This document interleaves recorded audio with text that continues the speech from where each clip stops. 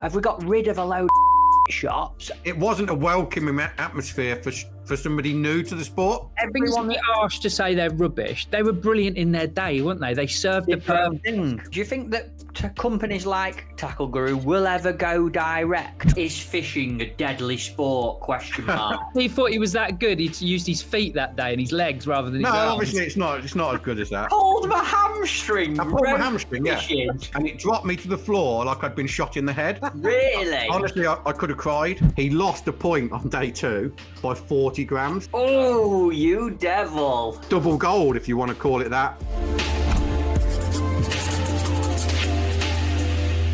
I think you've got an announcement to make, haven't you, Matthew? I can see it. Lift her up. Oh. Look at that. Bit disappointed. We're only £6.10, which is not even enough to win a section on Staney, but I'm sure she'll grow into it. But this is little Polly. Oh. I did see on a separate note, Tank had a bit of problem winning his section at the weekend. Oh, did he? We had to get him on, really, didn't we? Let him explain himself. Jesus Christ, it's not long enough, the podcast. Talk about excuses. How are you, boys? You've had a busy week, Steve, and I know you've been all over Playroom, but what? Yeah. Tell us a little bit about what you boys been up to. Go on, Steve. Yours is a bit more interesting than mine. I've been obviously in Belgium. You saw, if anybody watched the weigh-in last week, I was on the European Feeder Cup for Drennan Team England. We're at a massive inland sea called Gestengen, which I'll plug the video again. We have got a nice video on the Tackle Guru YouTube with myself on that venue. So if you want to get an idea, comments below in the comments. YouTube. If you want to get an idea what it's like, what it looks like, etc., then check that out. It was amazing fishing. I'm not going to lie. I think I've had the rubber, the green at the draw, but I think I've said this on the podcast before. Fish don't swim into your keep net. That's it, Steve. Good answer. Tell us about it, mate. What were the 3 days like? Because the venue's incredible and the fishing looked absolutely mint. You'd love that place, Room. Yeah, it's a massive venue. On day 1, I drew F section, which is, for those that know the lake, the sea, whatever you want to call it. It's on the right-hand side of the island in a channel, like a bottleneck. When I say a bottleneck, it's 140 metres wide, so it's not exactly... Lazy lob. Yeah, it's not narrow, but it's narrow for that lake. And the weird thing about this bottleneck is it's predominantly roach fishing in there. But the roach are never there at the start. So day 1, basically the roach always seem to swim in from the left-hand end. So peg 80 is the left-hand end of the bottleneck and peg 91 is the right-hand end. But they always come from the left. Now, when you start, there is never any roach in this channel. None. Well, whenever I've been there, there's none there. No bite? No, nothing. And the only way you have to wait for peg 80 to catch one before anyone else can catch. Oh, God. That is weird. Like, basically, day 1 started, cast in, hoping beyond hope it was going to be full of big roach. Not a bite. Got to like 35 minutes. Nobody's had a bite in the whole in my 12 pegs. So I was looking down the edge and I could see some asp, like about that big. Oh dear! And there's this nagging doubt when you're relying on a migration of fish to come in that they might not come in. Because like on day 1 of training, nobody had a bite in this channel, like from a roach or anything of any substance. So I was watching these asps, thinking Dean Barlow, obviously the England manager, he might come to me at some point and say, "You need to catch an asp." And then I thought, while I can see them, maybe I ought to catch one in case he comes down after 3 hours and says, "Can you catch me one?" And they're gone. So you could be teacher's pet. I've already caught you one, sir. Basically, yeah. So after half an hour, I'll catch you an asp, Dean. I'll catch you an asp. So after half an hour, I got off my box, set up a 10-foot Steve Ringer Aventus, and underarm down the edge against these rocks, caught 2 asp. And then I thought I'd catch 2 because that beats everyone with 1. But literally 2 wouldn't register. 2 wouldn't register on the scales. So I didn't really know what to do then, because it's quite demoralising knowing you're casting out, but you can't get a bite because he hasn't got one yet on peg 80. So it got to 50 minutes, and like, because I'd caught 2 asp, like a lot of other people started trying to catch an asp. So it got to 50 minutes, and I was watching the bloke on 80 reel in, and I saw him swing a roach like 4 ounce. Yeah. Like, bloody hell. Yes, it's almost like I'm as pleased for him. I'm more pleased for him than he's pleased for himself. So obviously I sat there and he got to about 7. And my tip's not moved. I'm third one in on 82. And then about an hour and 5, the lad on my left gets one, then another one, then another one. So it's like 11 on the end, 6 next to me. And then all of a sudden I get 3 and 3. And then, but within 5 minutes, I'm on 82. They're down on 87 as well. Do you think they just come in? Yeah. Do you guys think that when that happens, do you think it's fish moving or do you think it's fish triggering fish? Because the guy who catches them first always just keeps catching for whatever reason. And I always imagine if it was a mass of fish moving through, where they got to first should slow down because there's not. But it did peg 80, which obviously is the first peg to catch. I don't think it was it. It never won. It never won any day. Right. It's like they get caught more where they finish rather than where they start. They've come in that way, haven't they? They've come in that way and stopped a bit further along. And it's noticeable when they first come. They're bigger, like 2.5 fish. Well, for a kilo. Probably like 5 fish for a kilo. Same as Ireland, isn't it? That. Yeah, but then the last 2 hours, they're like 10 fish to a kilo. Yeah. Like the majority, but up the other end where they're headed, they're bigger still. So I had a lovely day. Can't remember how many. I think I had 114 roach, and then I don't know. There's hardly ever been a bream caught in the channel, but I somehow managed to catch one like 2 kilo. You devil. It was one of them. There's a lot of predators, massive pike in there. And I picked up, and you know when you think, my first thing was it's a pike, because it just felt massive. And then you feel that bream head nod, and then it's like you stood up like Jesus Christ. So no, I had a cracking day. Team did amazing. I think we had 13 points, wins for Waco, Mac, second for Will Freeman, third for Lee. Third for Rob and a 5th for Lee Kerry. So great start. Lee. Let's talk about Lee's result, shall we? Nah. Then day 2. Time on that. Well done, Day Lee. 2, I drew round at the front of the island. Not a great peg. You know what I mean? Basically, we had a bit of a decision because I feel like an 8 count is the depth for catching skimmers. Mm-hmm. With an 1.5 ounce bomb counting 1,000, 2,000. But if you go into an 8, you don't catch roach. So on day 2, my peg offered a 6 at 30 and an 8 at 42. And because it's a team match, we felt the safe option was to wind roach in. Understandable. So I wound roach in all day, basically. I had 156 roach, totally different stamp to the channel for 9 kilo and got beat by just under 13 kilo of big fish, including like a 3.5 pound perch. Yeah, you got a win in a second. Yeah, up the other end. I tell you what, it was really interesting because how you loaded your feeder was everything. Can you talk to us about it? Can you dive on? Yeah, you had the best way I can describe it using a medium guru cage window, 40 gram. You had to just touch the bait in, and I mean touch it. So you felt like this is all going to land on my head. But if you loaded it how I've loaded it more often than not, after 3 chucks, you lost your fish. Right. Like if there's not bait falling through the water, they're gone. You can't catch. What do you reckon's happening there then? Do you think that it's hitting the surface and some's coming out and almost as it's sinking, bait's coming out all the way? Yeah, it must be. My best spells, and this sounds daft, where I was chucking was full of tufted ducks. So I'd have 7 tufties where my feeder's going to land, all diving, and you're getting a roach a bung. So, but they're obviously diving for something. They're not diving just for the crack on top of my feeder. But I've never been to underwater. We'll have to do that next time we do it underwater. Yeah, I'd be really interested because I'd really love to know whether any bait even ever got to the bottom. I'll get some tufties and tie them up to the camera. Yeah. But sometimes your feeder landed on a tufty, like hit one, fell off the side of it, got to the bottom, and it just got pulled in. Most of your bites, you know, when you chuck out, you point the rod. Mm-hmm. Quite a lot of them, by the time you pull round to tighten up, it was already on. Yes. So basically, the longer hook length seemed better, and they weren't. It's like Ireland, 12 pole special was ridiculously good. Was that the hook? Was it? Yeah, I started on a 14, missed a few, and then like Dean come behind me and said, "What do you reckon?" I said, "I don't know if they'll take a 12." Put one on, and it was like, Jesus Christ, might take a 10. There's something about that hook. What is it, Roon, with that one? Is it the shape, do you think, for them little fish? Because like when we go abroad now, even on things like slider and that, people just use a pole special. Well, the big straight point, slightly wider gape than that hook would normally have, I think it plays a big part.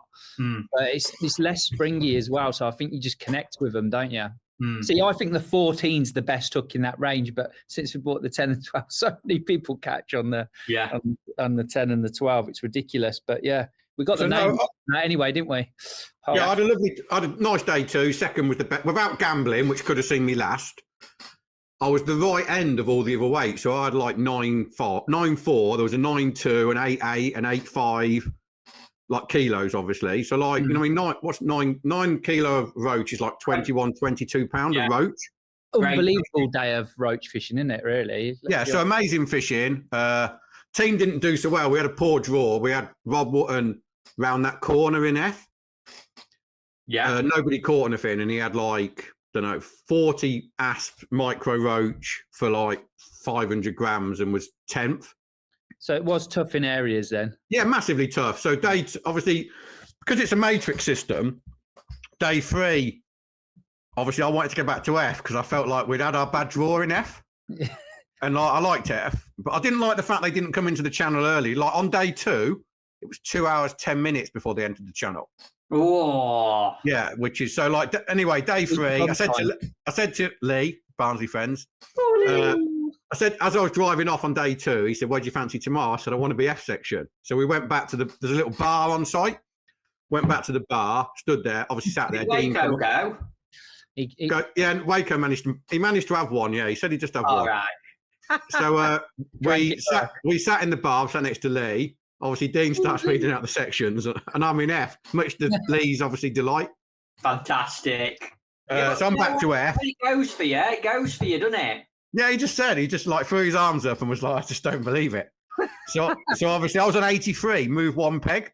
So wow. Like, in theory, 1 peg in the wrong direction, but Jesus Christ, you can't complain. So set up to fish 40 meters, same as I'd fished the day before, 12-foot event of Steve Ringer. Set an ash spot up. What count was it there? 6 again? 6, yeah. Yeah. On an ounce and a half. Fishing braid direct, so light ounce tip, trying to fish slack. So, like, quite happy, set an asp rod up. After half an hour, everyone's dry, which sort of expected. So, caught 10 asp, just for something to do. As I caught my 10th, peg 80 swung a roach. But 81 and 82 had gone asp fishing because I was doing it. So, I literally caught the 10th asp, put my rod down, chucked out, second chuck in, bear in mind they're still asp fishing, and I've got one. And I think them asp fishing allowed them to get to me quicker. Yeah. So then I had an amazing. Obviously, I'd learnt loads about loading the feeder, how to hit the bites, etc. And then I was flying after 3 hours of like, you know what I mean? I've won. And then, and I believe this is a different shoal. A shoal of roach arrived round the corner, like a different type of size. So like, it's all of a sudden word comes down. They're catching where Rob's been the day before, like, and to the left, where nobody's caught anything for 2 days. Yeah. And like, not that worried. Bear in mind, like, the fish counts, like, I'm on 80 and the next best is like 40. Yeah. So I'm well ahead. And then with about an hour to go, somebody come up and spoke to me and said, "How are you getting on?" And I said, "I've got 100, don't know, 100 and whatever, 101, blah, blah, blah." And he said, "They're catching really well now." He said, "Are yours big fish?" And I was like, "Well, they were decent, but now they've gone small." And then Tom Noten went down to have a look with about 10 minutes to go. And he said it was like clubbing tuna. He said down that corner. He said they were struggling to swing them without snapping their rods, basically. That's how big they were. He obviously didn't have a Steve Ringer rod then. Yeah. And obviously the other problem was my stamp had gone. And like, and round the corner, all the depth's under your feet. So like, I missed a little bit out. So what I had to do, when I knew they were starting to catch me, I started taking 2 turns off and coming closer to try and catch quicker because they were catching at 20 meters. But the depth there is at 20 meters, if you know what I mean. If you go 40 there, you back up because you're in this there's like a dip and then it shallows right up. Yeah. So basically, like all of a sudden, the easiest match in the world went from like blow the effing whistle. And certainly when the match finished, it was like someone said to me, "How many you got?" I think I had 126, and I think the next best was like 75. So I weighed in just under 13 kilo and thought, surely, how big can they be? And then the lad was 75, weighed just under 16 kilo. Oh, yeah, of massive, beautiful roach. And I don't believe they're the same fish. I think for some reason, some arrived from the right-hand side because they're different. They were different size. And the other thing, because they're massive, and this is taking nothing away, and it was the same when they were in my swim, the bigger ones. The bigger ones are easy to catch. Yeah. They swallow everything. They just eat and swim off. You don't miss a bite. Yes. They just pull your rod in, basically. You can't miss. Yeah. So that when the big ones arrive, you can catch fast. Like I think the Belgium, what's his name? Can't remember his name. He only caught for like an hour and 20 minutes and weighed 9 kilos. Yeah. That's how big they are. When you're on them big ones in Ireland, you can just shank them, can't you? Yeah. So I ended up second, which we had the Hungary have got like an app that uploads the results. As you weigh in, the result goes on. So I'm studying that like desperately. And then obviously ended up second. Team won. And then it was a case of studying like everyone else's results. And I ended up tied with Waco. And I won the individual on weight. He was second. He lost a point on day 2 by 40 grams. Oh, you devil. So, yeah, obviously, he was happy, but obviously a little bit disappointed. So it was double gold, if you want to call it that. Look at that for a photo as well. That's great. You and Barlow. I actually won individual last year. So, that's 2 years on the trot. I won individual there, which is... I feel like it's a venue that suits me because there's nothing for negativity. You have to be positive. What did you say to me on the phone before this show, Steve? It's one of the fairest venues you've ever been to. Yeah. Obviously. You know what I mean? That Lee Carey, he's just not doing it right. No, you need the rub of the green. I had 3 pegs that allowed me to compete really high at the top end of the section, no doubt about that. But I also still have to catch them. There were pegs we drew as a team, like Rob's peg on day 2, although it wasn't as bad on day 3 because they swam in. No one wanted to be there. No. You know what I mean? You can't magic. The thing about those natural venues like that is, same in Ireland, if there's nothing there, there's nothing there. I said to some guy, you can't go down to a size 20 and 010 and get a bite. You have to take what's in your swim. And when they come in, they're so aggressive, which is why you have to be so busy. I think I was having like 250 casts in 5 hours, like 250, 270 casts. Aggressive, flicker. Yeah, exactly. The catch clicker, obviously, but the catch clicker is great because it allows you to set yourself targets. Yeah. So every hour you're like seeing if you're on pace with what your target is, and also accurately time every single cast with one press of the button. Yeah. Which you can't do with you haven't got time to pick up a stopwatch and press 3 times. One other thing I will mention here, obviously, because I did tell you, Matt, and you said on day 2, I pulled my hamstring. Obviously, we don't know about this. Basically, when you're roach fishing, and I think this contributed to it, in that environment. I've got the thumbnail. Is fishing a deadly sport? Question mark. Wait, Steve thought he was that good. He used his feet that day and his legs rather than his arms. Obviously it's not as good as that. Pulled my hamstring. I pulled my hamstring, yeah. And so basically, the match finished. You don't drink. You'd never put your rod down. You've got a drink, but every time you go to pick it up, you miss a bite or something. So you just don't drink. So you're dehydrated, which, from what I understand, is bad for your muscles. You know what I mean? Room probably knows more about that than me. So anyway, match finished. Obviously got my second. Went back to the van, really happy. Tried to get my welly off, and it was a bit stiff. So I'll give it a really good push with my right foot. It's my left foot that's stuck, and literally something just popped in the back of my hamstring, and it dropped me to the floor like I'd been shot in the head. Really? Honestly, I could have cried. And I got back up, and you're like, please God, don't let it be as bad as it feels. And then, so basically, I couldn't get my boot off because as soon as I touched it, I felt like crying. Oh my God! I had to take a load of painkillers. Then I had to lie on the floor with my leg with my knee up on my chest. And then Tom Mertens, who comes along to help, and another guy had to try and pull my welly off. But basically, yeah, I think I've really badly done my hamstring. You're gonna have to go and get it sorted out. You two are both in the wars, aren't you? I don't know what I'm hoping it's just going to go away. But I spoke to a guy while I was there who said he used to be a physio for a Belgium guy, and he says if I felt a pop, which that's the best way to describe what I felt. Yeah, that's really bad. Right. Got you. He said that's a tear, and he said almost certainly that won't heal itself. Flipping out. Better get the doctors with Rooney and his hernia then, aren't you? Fishing's a tough sport. Stress related with working with you. Oh, sorry. Anyway, well done, Steve. Well done, the team. Oh, yeah. The Masters team come third as well, didn't they? Masters come third as well, yeah. So brilliant. Yeah. It's a very English style venue, I think. Which it's the closest you get to Ireland abroad. Cool. Well, I think it deserves a massive well done. Brilliant, mate. You've had 2 seconds, world champs. Last year's one of these. Won it individually twice. Phenomenal consistency. No, we've obviously. Wait a minute. I'm going to blow my own trumpet. There we go. With Feeder Masters as well. I've had a good little end to the season. You have, mate. Yeah. Hey, I tell you what, Dean Barlow's getting some medals under his belt, isn't he? To be fair to Dean. Dean puts his, Dean is better than I do, but he puts his heart into it. He does. And sometimes, don't get me wrong, you can't win every year, but it's nice to get the rewards for the effort he's put in, and he's quite an emotional character. Yeah, he gives it his heart and soul, doesn't he? And he's changed a lot of stuff in the team, and you could say it's paid. I'm not saying it's going to last forever because nothing does, but it's paid off. I'm going to throw, while we're talking about other anglers and a little bit of success on this, I'm going to throw in the first question from last week's comments. It's a good one, this. I think it's quite fun. It's from Bagging Angling.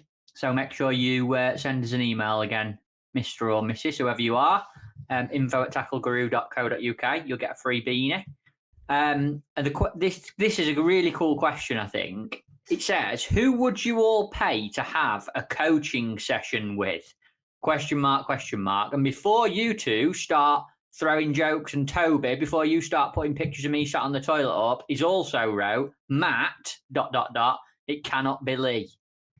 I thought that's a great question. If you could have a coaching day, Rooney, with one person, and I'm assuming that means, you can go and sit behind them for a match and see in depth what they do. Who would it be, and where would you want them to fish, and why? If you could have a day with someone doing something, you've fished for years now, 60, 70 years you've been fishing, so you've got a lot of experience under your belt. Who would it be? I'll probably go on a track day with Chris Harris or something like that. Now, fishing-wise, I thought difficult one, really. I'm very lucky I get to sit around you guys, don't I, all the time. And so do our boys, like the media boys and that. They become so good at angling because they're spending all their time filming people like you. So, and Steve. But I don't know, if I had to pick one person, I think a day with Bob Nudd would be pretty amazing. I would like. I think Will Raisin's the best angler in the world. Sorry, Steve, but I think he is. But I've been next to him loads of times and been battered off him. So having a teaching session of him, I probably don't need because he's taught me lots of lessons over the years. Don't know, or even someone a bit different. Maybe like in the past, like I'd love to have gone with Jan Porter on the river, something like that. So many. That's a great question, to be fair. But what about you, Steve? What are you thinking? Oh, you've paused on us. Yeah. I think he said me. I lost my signal. No, you're coming back. You're all right. So Dave's method. I'll take you for a day's method feeder fishing, Steve. It's fine. That's absolutely fine. I'll take you bleak fishing, Steve. Not a problem. Is it my signal that's gone? Because you two are frozen now. It must be. It'll come back. It'll come back. Just get talking. Tell us who you'd go with. Can you still hear me then? Yeah. Yeah. Oh dear. Can anyone hear me? It just looks like I'm on my own now. Oh wow! It looks like Put some more coal on the Wi-Fi, Steve. I think we might need Steve to come back on here, folks. Excuse us for 1 second. Why don't you tell us about yours, Matt, and then we can perhaps come back to Steve. If I had to pick someone, mate, to have a day with, just out of full curiosity, it won't be Lee. Not allowed Lee, anyway. Oh, yeah, you're not allowed Lee. Not allowed him, am I? No. I definitely pick one of the superstar F1 guys, me. Like, would you? Yeah, I would. It'd probably be Bagger, but I'd love to pick him on not a flyer peg, but one where he'd got potential to pull and use all his experience, because I just feel like I'd love to see in detail every single little decision. And I've got quite a hyperactive mindset to my fishing. I'm quite quick to do stuff and change, which sometimes plays into my hands. But also, I think that Bagger's got such a relaxed temperament. I think I could learn a lot from that to apply to my fishing. Yeah, definitely. And I'd love to sit with Bagger for 5 hours in, like, Tunnel Bar Masters, where he's on a decent peg with chance of winning a section, and just see what moves he made. That's probably who I'd go for with that. I don't know what's happening with Steve. Good shout. We lost him. He's only going to pick me anyway, isn't he? Less feeder fishing. What's Toby put on group? Put ready to. Oh, here we go. He's adding him back in. Look at this. You've got him coming, going. Am I back now? Yay. Well, you are, but your mouth's not moving. Oh, there we go. Is it working now, or is my internet gone?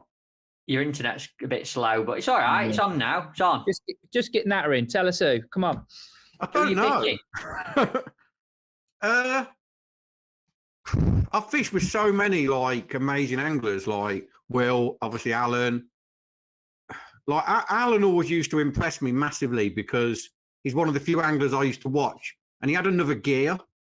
So you'd watch him roach fishing, and then like it suddenly, once he started getting them, he just clattered them like twice as quick. But like I don't know about a coaching day, because like I guess I'd like to watch.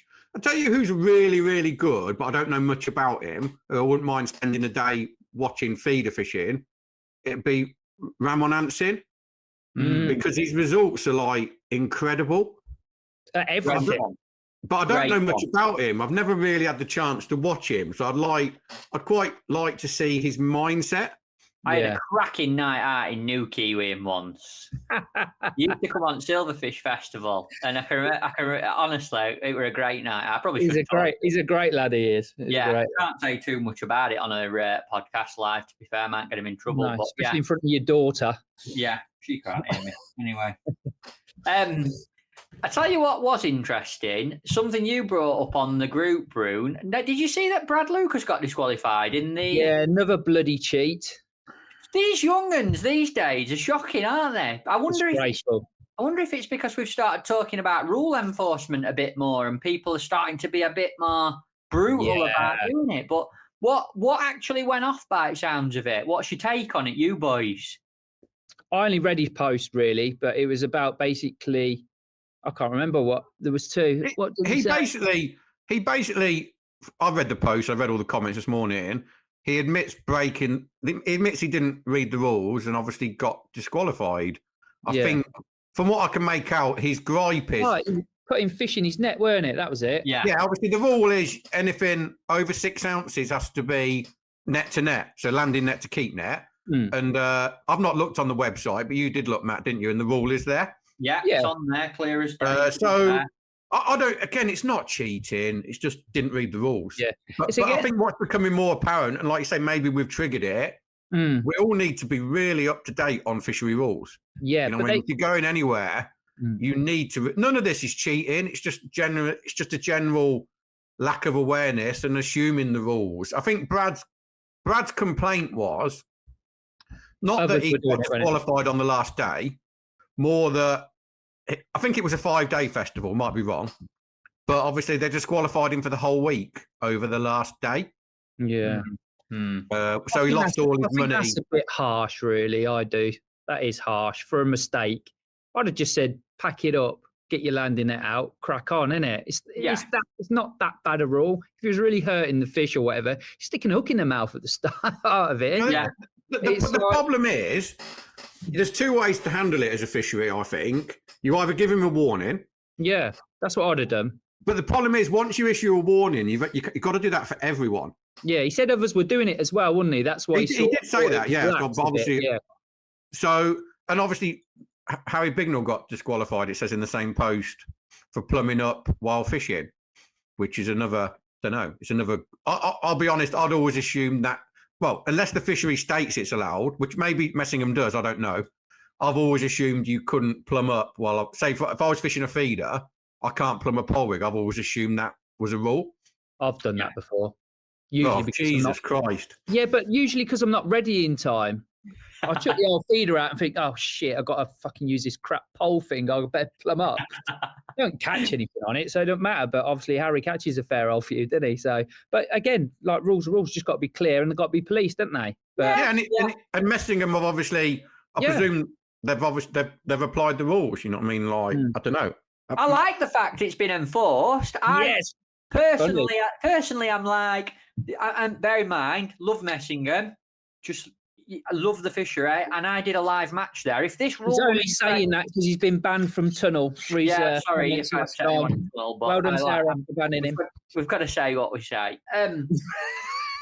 But like, I did a live match at Messingham 2 years ago, and I would definitely put in fish bigger than 6 ounce in my net without a landing net. But maybe it weren't in place then. Maybe it were. I did I'm going to see if I can find it quickly. When I was searching up this morning, I did see when the rule came in. I think it was 3 years ago.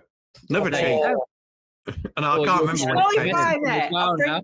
I'll bring my money back. But it's one of them as well. How do you know, unless someone weighed the fish that he put in his net, how do you prove it was 6 ounce or not? To put a rule in like that, he must have had an issue at some point because, you know. It was in 2023 the rule came in, 22nd of March. I understand dropping carping and that is out of order, and you probably wouldn't do it anyway. But I do remember a time at Tunnel Barn Farm many moons ago when I used to do a little bit of that mutant fishing. People used to drop fish in their nets so you could hear what they were catching. They like to show you what they caught. So I won't mention any names, but that did used to happen. But he's obviously had an issue to put a rule that sensitive in, but. No, difficult one, but it's his rules, isn't it? It's his rules. That's what I mean. It just comes back to I don't consider it cheating. It's not rule. I don't really see he's gained an advantage. But if that's we all need just to make sure when we go into a new fishery we read the rules properly. Yeah, that's it. That's it. Obviously, keep disqualifying people fisheries. It's great for us to have an hour about it. George, cheat. Brad Lucas disqualified. I think what makes it difficult, and this is probably a subject for another show, there's no generic set of rules. No. So every fishery has their own rules, which obviously they're entitled to do, but obviously that means that makes it more difficult in this situation. Yeah. Well, look, we'll not divulge in it, but one of these shows, I think us three should come up. We'll go away, bit of homework for us. Don't do it now. Because I think we've got something for next week already. But I think we do need to go away, bit of homework, and all come up with a set of rules that we think, and then we'll come on and have a chat about it. It'd be great to see what we all felt, and flipping heck, trying to get them implemented. It'd be such a mess. It's not going to happen, but I'd be interested to see what you guys think. Rune. Yes. I want you to tell us a little bit about what you've been up to, because it's not been plain sailing for you, has it? I know your head's been spinning off about a few things, and everyone thinks everything always goes to plan at Guru. And we've talked about development quite a lot. And I know that you've been all over the place this week trying to get stuff sorted. Can we talk about your little issue, your real issue on here? Is that allowed? You're dragging it out a bit now, aren't you? Hey. Come on. Tell us, you've had a right hiccup. So as you may know, we have a new range of reels, Engage Pro reels. I don't know, Steve, how long's it been? Probably 18 months since we had the first samples. Yeah. I've been using, obviously, the mini pit on quite a few filming days, and it's been absolutely superb. And I've had loads and loads of messages asking when they're coming out. Yeah. Join the This is club. why Rune's got headaches. This isn't even funny. This isn't even funny. So, right, cutting a long story short, 18 months of testing, fine-tuning the reels, making Steve Ringer happy. One of the things is the hardest thing to do. Really happy with the reels, moving forward with them, finished the graphics. We've got pre-production samples come, which we've all been using for a long time. Steve's been using them in the films. I've been using them. Everyone's been using them. Lads in Europe have. Fantastic. Really happy with them. Really pleased. We've been able to create such a very affordable price point. Stock arrived 2 weeks ago, all ready for launch. Me and Frankie went out on Monday to do the first videos with it. Took a while, but hooked into the first F1, went to adjust the drag to show how good the drag was, and I had no drag. Oh, it's no. Literally all or nothing. So like the reels have got quick drag. So like a quick drag. So you can control it if you want to use it as sort of like a bait run or a run control, whatever you want to call it, reel. That's fine. But you got like the nice quick drag that you get on all modern reels. Anyway, it weren't working. So literally it was solid. So you got your drag fixed. So you got no drag at all. 2 clicks. It was like a bait runner. So we had some lovely bird's nests trying to sort out. I went, it will only be that reel. I'll go and get another one. Anyway, we went through all 6 production reels we had on the day, and everyone was failed. Oh, no. So they were obviously planned for November launch? Yeah, they were coming out November with air-shipped things like the salesman samples, which cost an absolute fortune. So we had enough here so we could do all the content and that before launch. Now we've got 20-odd thousand reels in here over here in Europe that don't work. So, yeah. What are we going to do? What are you going to do? So the manufacturer, to be fair, have been fantastic, even though they've messed it bloody up. So it wasn't no fault of ours. We've ordered the reels, they've come through. And basically there's different drag knobs. So they're all the same sort of fit. You can choose which ones you want, different styles for different styles of fishing. I think lure fishing use a very quick drag. You can have your standard drag, which, a sort of standard like our A-class reels and that come with, or you can have different levels of this quick drag. And unfortunately, somewhere in the communication, it got mixed up and they put the wrong drag on every reel. So I've been testing reels all week, trying to make sure that was the issue, because obviously we've got all these reels here. If it isn't the drag knob and it's something else, basically the drag knob fits, you only get one with a reel, fits on top of the spool, when the spool has like a number of washers inside to control the drag. But the drag knob's the key part, obviously. But I was really concerned because I couldn't get the drag to work on the samples that did work with the new drag knobs. So in my head, it was like the spools have been machined wrong. The gap where the washers sit is not right. Literally, I had line everywhere. And in the end, they sent some different versions. So I spent all day on my own at Barston on Thursday, like a sad sack on my own, testing reels and drags, but it all works. Yes, so we can do it. Oh, Steve, actually, the bloke next to me, he'll probably be watching. He said he was going to watch him. He really wants a tuition with you. I said, we'll go halves on the money, but I said, I'll put him in contact with you, so I'll sort that. But anyway, the drag knobs are sorted, so we know which one we need now. The manufacturer is literally making them from last Thursday. So we're just waiting for them to do. We're going to airship the drag knobs over, and then we've got to rework up to 1,000 reels. Basically, this show of the weigh-ins gone. Steve talking about winning, Matt talking about having a baby, and Rune talking about getting a load of knobs over here. Yeah, basically, yeah. So I got that's going to go down well. three different sized knobs coming over, and then someone's got a screw on 20,000 knobs on reels, repack them, and then hopefully get them out. But I can't guarantee they're going to be before Christmas, unfortunately. But they are being done, and they will be here. So yeah, fantastic. Sorry, budget. We're going to be a bit out this year. Before I'm just going to take little Polly downstairs. I think midwife's come to see Meg, so I want to make sure that she sees her. I'm going to give you a question for while I just nip her down in a little basket.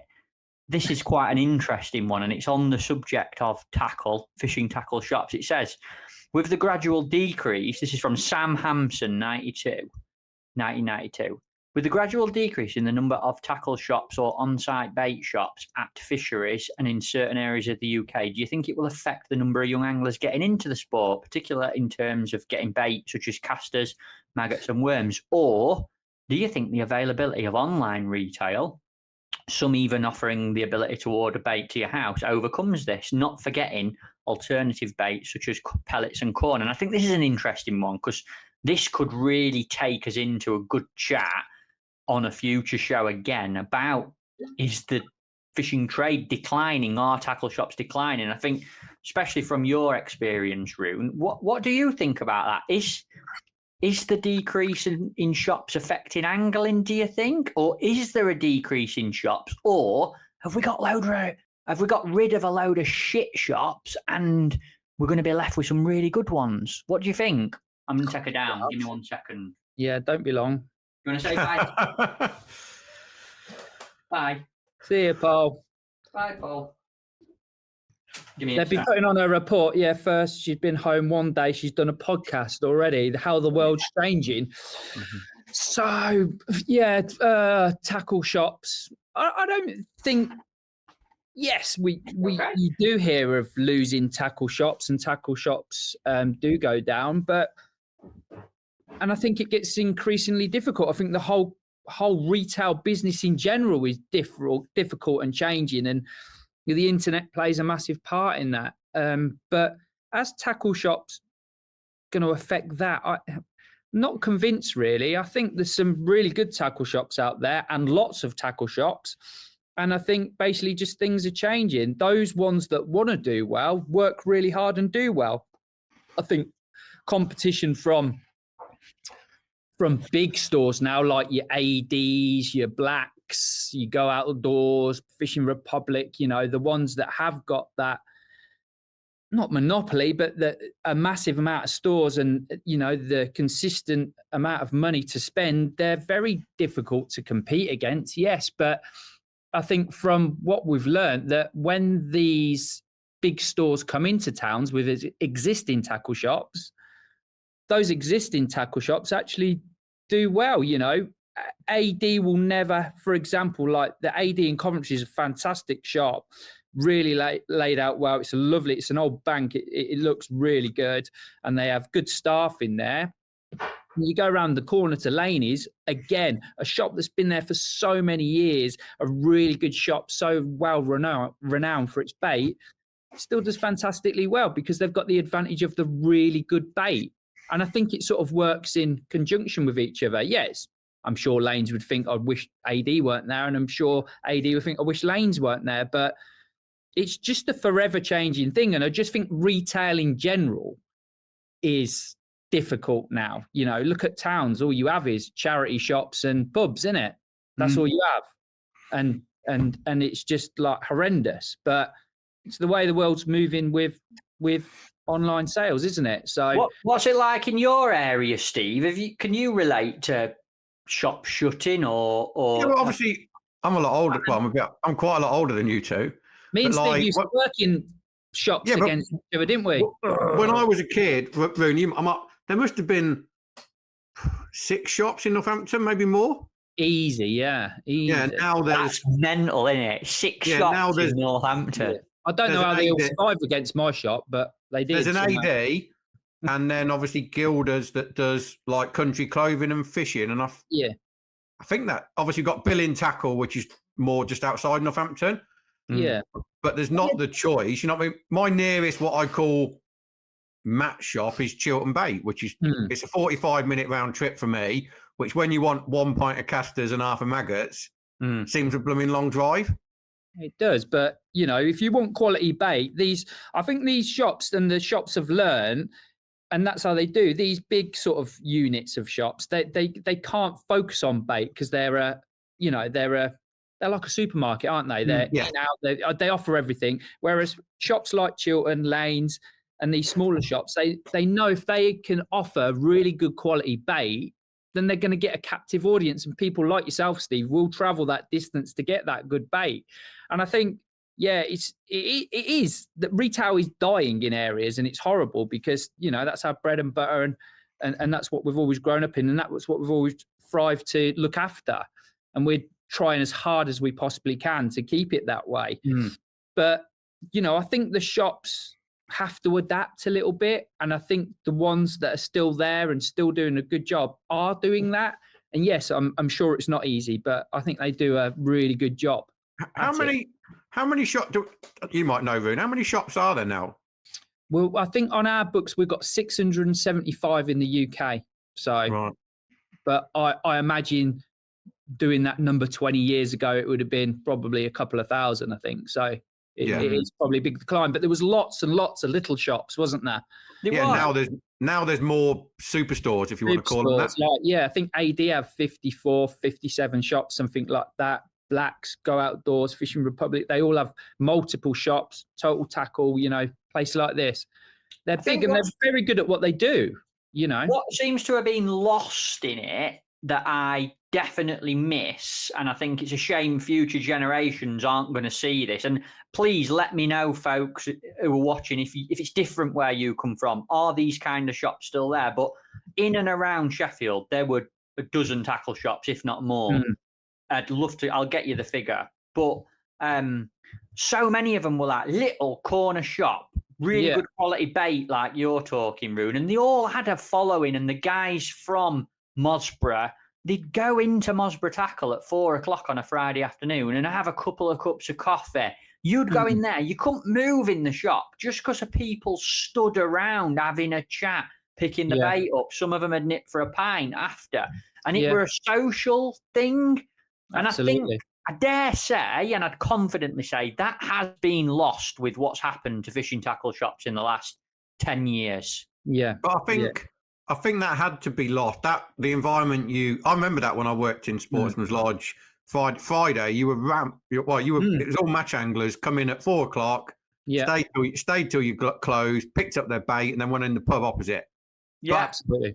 But I actually think for fishing to move forward, and you could argue it hasn't moved forward, you had to get away from that atmosphere the shops did, because it wasn't more professional. It wasn't a welcoming atmosphere for somebody new to the sport. To walk into a shop that's crowded with people that all know each other, all crowding the counter, drinking coffee, drinking tea. Yeah. I don't think that was a good environment for like someone who's never really been fishing, wants a bit of advice. Yeah. Or a female. It wasn't a nice place for a female to come in. But no. I'd argue shops are a lot more professional now. Yeah.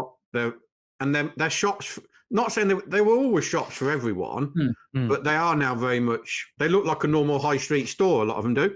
Yeah, but I think that, I mean, where I went with my career from Trinders Tackle, which was, a crazy shop with just lots of people that were always around it, to going to work at the professional outfit that was J&K, which was like a superstore in all things immaculate and lots more professional than that. And I think that's where they need to be now. I agree, survive, they need to be at a certain level so they can survive in the difficult thing. And you've got to have your own little niche bits, haven't you? It's so important. It is hard. But if you look at other industries as well, look at every town used to have that little corner bike shop, didn't they? Where you'd go and get your bike for Christmas. Most towns have that now. What you got now? 1 or 2 specialists in Halfords, and then all the rest is online. It's happening with everything.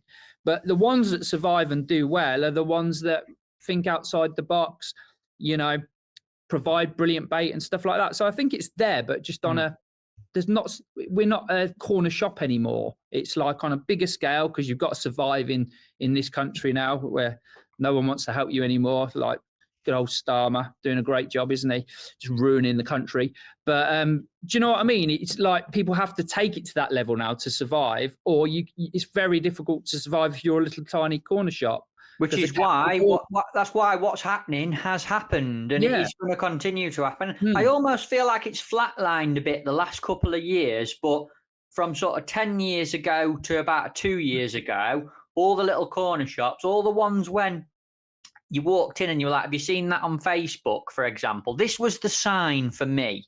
This was the sign of who we're going to stay and who we're going to go, is when you walked in and someone started mentioning things like online, Facebook, social media, video, the ones that had that old-fashioned attitude where they put the fag down and went, I ain't doing any of that Facebook shit, and stubbed the fag out, they've gone now. Them people have gone. Whereas there's quite a few of them shops that were the small shop, that were a little community for locals, that have really stepped up. And, you know, even more recently, little Aston, the tackle shop there, it started as a little tiny bait shack, a little shack that had a few maggot trays, and Alex got it going. And obviously, it's on a fishery, so it maybe you could argue it's different, but you look how much, I see how much he's got behind social media. He was the least social media person in the world. He's got a clap thing going on now. And he says, I love it. Says, if I do a video, I sell loads of stuff. Like, he's embraced it. And there's a lot of shops like that. Benwick Sports, phenomenal. Aid is one of the most quiet, sometimes a little bit of a miserable devil, isn't he, old Aid? What he's done there with the media side of that shop's incredible. Genuinely, they've created their own little niche. Little niche as well. His floats and that tackle that others don't. You know, if you need something and you don't know where to go to places like Benwick to find it, don't they? Because 100%. You know, I buy loads of stuff from Benwick if I need, because I know that the service, I get it in a couple of days. I need something quirky, a little bit different for the weekend. Wallop, done. They invest in it, The industry's changing, everything's changing, whether it's good or bad, but we're all trying to manage it and support it the best we can. It's just changing a lot, and it's easy and quick to blame people in this. But the ones that do well, keep their gob shut, work really hard, work nicely and smartly with people, and continue to do well. And from our side of things, we will just try and support and protect those as much as we can, because without them, we're not here. So it's within our interest to do it. My next question for you would be, and I'd like both your opinions, do you think that companies like Tackle Guru will ever go direct, Rune? Is that something that will ever happen in the industry? Yeah, I think the signal's gone next week. The signal's gone. Everyone's going to ask it. People are going to ask it, so I might as well sit between you two here and fire it at you. If I'm being truthfully honest, I think in some areas of the business, I think it has happened. Like we've done it with things like clothing, and it's just basically because we can't invest in clothing with the very small amount of shops that can support us with clothing, because they're not clothes shops, they're fishing tackle shops. This is changing and might change, but all I say is I don't think anyone in our industry could do without the retail element of it. And we are definitely not geared up to go, right, we're turning off today, we're going to sell direct. But why would you? It's our industry, isn't it? You know, Dan, he would turn, you know, he really, we've invested in more reps this year. We've put someone to manage the reps on the road. We're just trying to work with the situations we're given and make the most out of it. So, I don't think it can go direct. I think certain elements of the businesses will do, because they have to survive as well. You know, you can't, for clothing, for example, we can't rely on 3 or 4 shops that are fantastic at selling clothing to invest money into making better clothing for fishing. Do you know what I'm saying? It's difficult. There's no right or wrong way, but you know, we'll support the shops as long as we can in the individual manner that we have to. But you know, we've got to survive as well. So who knows? I don't want it. I'd never want no tackle shops personally. I love going into tackle shops now, and you always buy loads of stuff you don't want, but you know, it's like a little treat, isn't it? It's cool places, aren't they? I think it's good. I think it's in a good place. I think we've done the sieving out of the rubbish ones. The ones that have fell away have. And I think what we're left with now is blooming good. I think there's some great shops. Yeah, everyone it's harsh to say they're rubbish. They were brilliant in their day, weren't they? They served the purpose. You know, they probably give us all lung cancer from taking in the Acidine. Yeah, I used to go home orange when I worked in the shop as a kid. But do you know what I mean? It's how it just, things change, don't they? Yeah. You can't get down in the dumps about it. You either move on or do something else. Yeah, of course you do. Of course you do. Brinders was better than Sportsman's Lodge anyway. What have you boys got coming up this week? What you got on the next few days? I'm taking Big Jeff, my dad, barbel fishing tomorrow. He's never caught a river barbel. Why do you call your dad Jeff? I don't. He's not my real dad. And it's his name. What? No, he is, yeah. That's what I always say to people. I've never got it, but No, a few but- people mention it. A few people say, "Why does Stephen Phil call the dad Jeff?" Like, So no, My I'm dad taking used him. to spit my ear if I called him Steve. Yeah, I'm taking him barbel fishing tomorrow. He's never caught. He's caught barbel, but not a river barbel. Oh, that'd be brilliant. You going So to that I- banker peg again? I'm hoping to, yeah. But obviously, I'll already be fishing when this comes out, so it'll be all right. Don't want no one in it. So no, brilliant. taking him there tomorrow. Wednesday, we're filming something special. I don't know if it doesn't look very special to me. It looks like a load of shit, if you ask me. you're Yeah. in for a treat. I'm My so word, glad I'm not going My now. worst nightmare, that is. And then Thursday, me and you are out. I think, Roon. Yes, we are. Yeah. And then I'm taking Jake to the dentist, which I don't know which would be more pleasurable. What, a day with me? What are you doing, Daddy Daycare? Flipping, I can hear her screaming downstairs now. Yeah. Have you got any advice for me? Seriously, you two have both got a kid. You've both done a lot of fishing. I told you. Give me we one need bit to of get- advice. We need to get a picture of you advice. today, and then Yeah. a picture every 7 days for a year. Your And then just hairline. do like a montage. I'd fill your van up, mate, put your kit in the back, and fuck off quick. That's all I'd do. Because your life's over now, mate. Do you reckon? You got 2 girls as well now. Yeah. Ex-England international Matt Godfrey. Yeah, remember that Matt Godfrey? You'll be on like a nappy podcast next or something. No, Yeah, you got to go on. embrace it, mate, haven't you? It gets Can't wait. hard. It gets hard, mate. It gets really hard, and you have to make big decisions in life because all of a sudden you're not the most important person on the planet anymore. But enjoy it, mate. She's beautiful, and you'll have, it's brilliant, isn't it? Yeah, feel very lucky. Like, obviously, you lot and Guru and that. This last week's been a bit crazy and all over. I'm glad she's here. But like, really appreciate the support from you boys and all the team and everyone.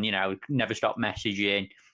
Let us give us a bit of freedom to make sure everything's all right. So feel very blessed in that area, to be fair. And now she's here. It's good. A couple of weeks and then rock and rolling again, I hope.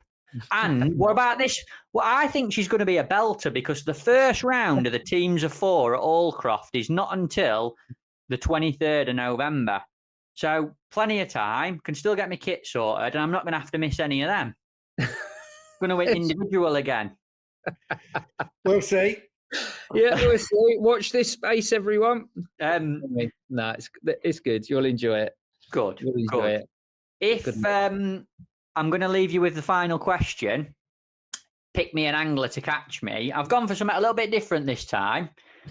Pick me an angler to catch you, £200 a carp on a method feeder, old school style. That's Steve out then because he don't use one. Against an island. I'm talking Twin Oaks, peg 14, casting across to an island on a method feeder. You're going to weigh £220 to win the match. I'm going first this time.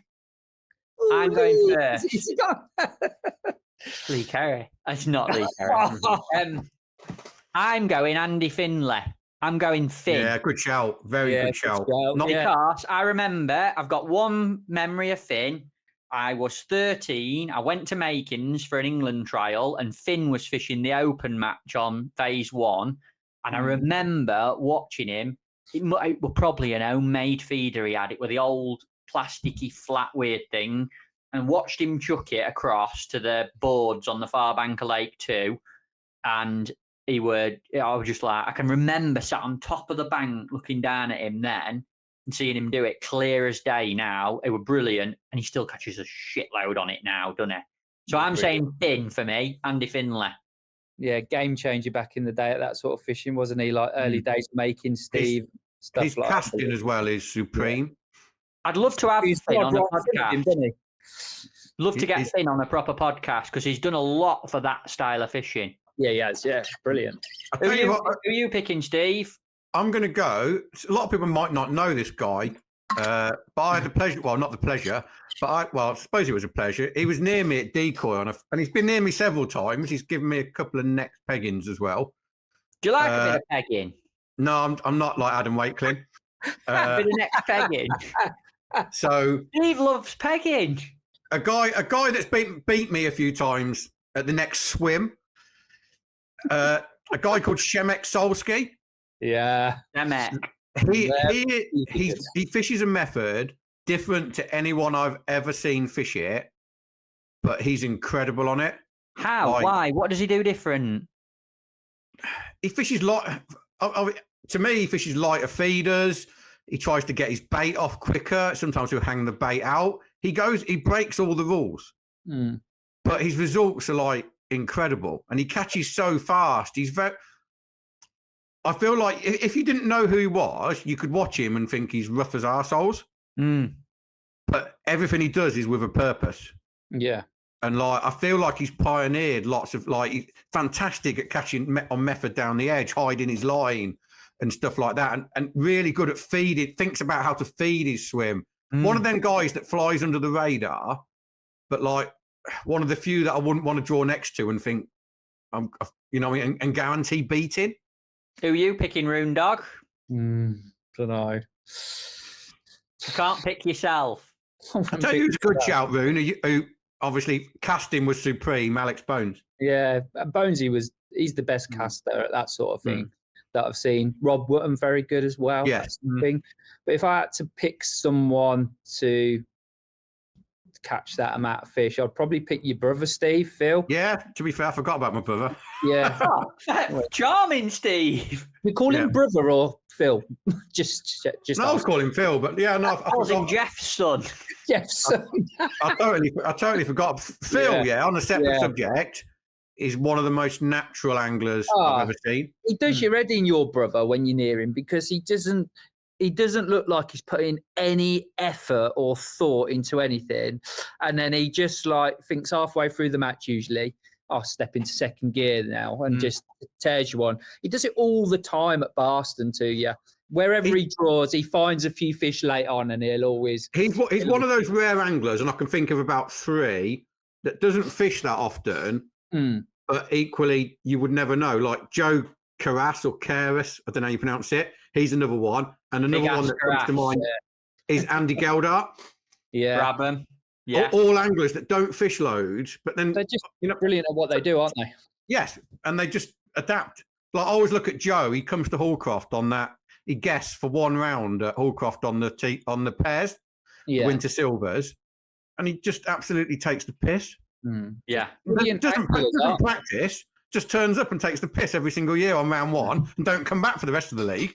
I used to watch Joe do it when I worked at the magazine with him all the time.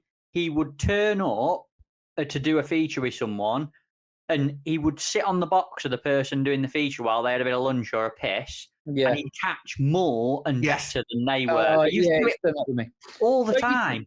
Don't you think, though, we touched on this earlier, sorry, just quickly, just could be another question down the line.